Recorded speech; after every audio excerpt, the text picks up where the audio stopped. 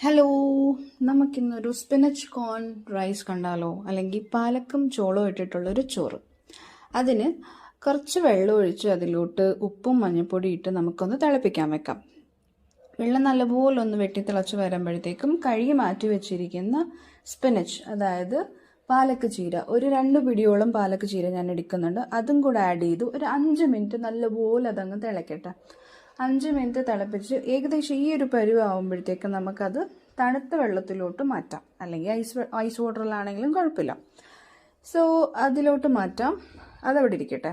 ഇനി നമുക്ക് അരയ്ക്കാനുള്ള സാധനങ്ങളൊക്കെ എടുക്കാം. ഒരു ജാറിലോട്ട് കുറച്ച് മല്ലിയില, കുറച്ച് പുതിനയില, ഒരു 5-6 കഷ്ണം അല്ലെങ്കിൽ ഒരു 4-5 കഷ്ണം എരിവിനനുസരിച്ച് പച്ചമുളക്, ഇഞ്ചിയും വെളുത്തുള്ളിയും, പിന്നെ പട്ട, ഗ്രാമ്പു, ഏലക്ക, പിന്നെ നമ്മൾ മാറ്റി വെച്ചിരിക്കുന്ന ആ സ്പിനച്ചും കൂടെ പാലക്കും കൂടെ ഇതിലോട്ട് ആഡ് ചെയ്ത് നല്ലപോലെ ഫൈൻ പേസ്റ്റായിട്ട് ഗ്രൈൻഡ് ചെയ്ത് മാറ്റി വെക്കാം. പിന്നെ ഒരു പാൻ വെച്ച് അടുപ്പത്ത് എണ്ണ ഒഴിക്കാം. ഞാനിപ്പം ഓയിലാണ് യൂസ് ചെയ്തിട്ടുണ്ട്, നിങ്ങൾക്ക് വേണമെങ്കിൽ കോക്കനട്ട് ഓയിലും യൂസ് ചെയ്യാം. അതിലോട്ട് നല്ല ജീരകവും ഇട്ട് പൊട്ടിച്ച് പിന്നെ കുനുകുനാന്ന് അരിഞ്ഞ് മാറ്റിയിരിക്കുന്ന വെളുത്തുള്ളിയും കൂടെ ആഡ് ചെയ്തിട്ട് നല്ലപോലെ ഒന്ന് സോട്ട് ചെയ്ത് കൊടുക്കാം. വെളുത്തുള്ളി കുറച്ചൊന്ന് ബ്രൗൺ ആവുന്നവരെ നമുക്കത് നല്ലപോലെ സോട്ട് ചെയ്യാം. അത് കഴിയുമ്പോഴത്തേക്കും കുനുകുനാന്ന് അരിഞ്ഞ് മാറ്റി വെച്ചിരിക്കുന്ന സവാള, ഞാനിപ്പോൾ ഒരു മീഡിയം സൈസ് ഒരു സവാള മാത്രമേ എടുത്തിട്ടുള്ളൂ, അതും കൂടെ നമുക്ക് നല്ലപോലെ സോട്ട് ചെയ്ത് കൊടുക്കാം. ആവശ്യത്തിനുള്ള ഉപ്പ് ഞാൻ ഇപ്പോഴേ ആഡ് ചെയ്യുന്നുണ്ട്, ലാസ്റ്റിൽ നിങ്ങൾക്കത് നോക്കിയിട്ട് ചേർക്കാവുന്നതാണ്. അതിലോട്ട് നമ്മൾ അരച്ച് മാറ്റിയിരിക്കുന്ന ആ മിക്സും കൂടി ഇപ്പോൾ ആഡ് ചെയ്ത് കൊടുത്തിട്ടുണ്ട്. സോ നല്ലപോലെ മിക്സ് ചെയ്യുക.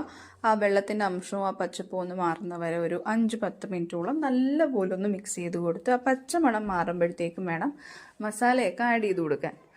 സോ പൊടികളെന്ന് പറയുമ്പോഴത്തേക്കും കുറച്ച് മഞ്ഞൾപ്പൊടിയും, ഒരു 1/2 സ്പൂണോളം മല്ലിപ്പൊടിയും, ഒരു 1/4 സ്പൂണോളം പെരിഞ്ജീരകത്തിൻ്റെ പൊടിയും. ഈ 3 പൊടികൾ മാത്രമേ ഞാനിപ്പോൾ ചേർക്കുന്നുള്ളൂ. ഗരം മസാലയൊക്കെ നമ്മൾ ഓൾറെഡി അരയ്ക്കാൻ എടുത്തിട്ടുള്ളതാണ്, പിന്നെയും ചേർത്താൽ ഒത്തിരി കുത്തലായിപ്പോൾ. സോ ഇതെല്ലാം കൂടി ഇട്ട് നമുക്ക് ഒന്നും കൂടെ നല്ലപോലെ മിക്സ് ചെയ്തിട്ട് മാറ്റി വെച്ചിരിക്കുന്ന കോൺ അതും കൂടെ ആഡ് ചെയ്തിട്ട് നമുക്ക് നല്ലപോലെ ഒന്ന് മിക്സ് ചെയ്ത് കൊടുക്കാം. പിന്നെ അത് ഒന്ന് എണ്ണ തെളിഞ്ഞ് വരുമ്പോഴത്തേക്കും വേവിച്ച് മാറ്റി വെച്ചിരിക്കുന്ന ചോറ്, അതിപ്പോൾ എന്ത് റൈസ് ആണെങ്കിലും, പച്ചരി ആണെങ്കിലും, ബസുമതി റൈസോ അതോ സാധാരണ വീട്ടിൽ നമ്മൾ വെക്കുന്ന അരിയാണെങ്കിലും നമുക്കിതിലോട്ട് പകർന്നിട്ട് നല്ലപോലെ ഒന്ന് മിക്സ് ചെയ്ത് കൊടുക്കാം. കാണാനും നല്ല ഭംഗിയില്ലേ, പച്ച കളറിൽ. പിള്ളേർക്കൊക്കെ ഒത്തിരി ഇഷ്ടപ്പെടും കേട്ടോ, കാണുമ്പോൾ ഭംഗിയുണ്ടാവും, കഴിക്കാനും നല്ല ടേസ്റ്റാണ്, ഹെൽത്തിയുമാണ്. So please do try it out and let me know in the comments.